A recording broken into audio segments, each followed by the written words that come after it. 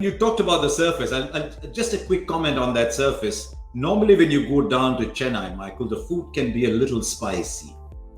But when I must tell all our viewers, when Michael Vaughan comes to India, his order is always preset. He wants a mild mushroom risotto. This pitch was like a mild mushroom risotto. There was no spice in it. There was nothing at all. And I got the feeling a couple of times that Bumrah was just coming and pulling sort of 132, 135, not stretching himself. Still found a way to pick up 2 wickets. But did you get the feeling that the pitch was starting to get to India as the day wore on? I don't know. I don't think it was getting to them. I think they know the conditions. That they know that pretty much days 1, 2, and 3, the pitches in India are very, very flat. That's why you see such big first innings scores. And then on days 4 and 5, it escalates quickly and becomes a lot harder for the batters. That's why you have to capitalise in the first innings. But I never felt that India, their mentality drops. I feel that they're lacking Jadeja. I think he's a massive loss in the Indian side. The way that he fires those left arm spinners in, I think he's a real threat that's going to be missed.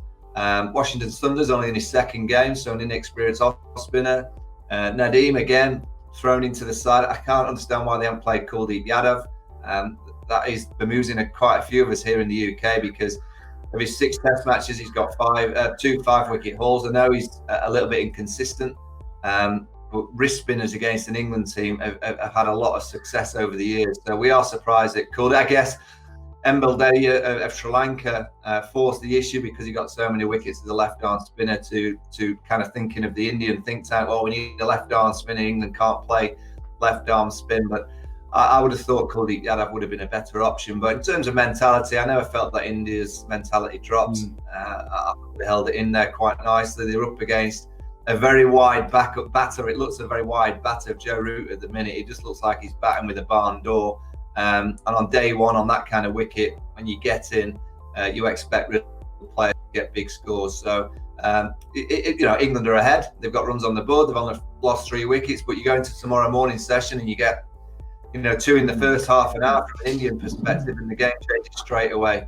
So it's on that knife edge already. This Test match. I'm going to get to Joe Root in a minute, because Joe Root was the main course of the day today. But my theory on Kuldeep Yadav is I think Kuldeep was in the side till such time as Akshar Patel was going to play.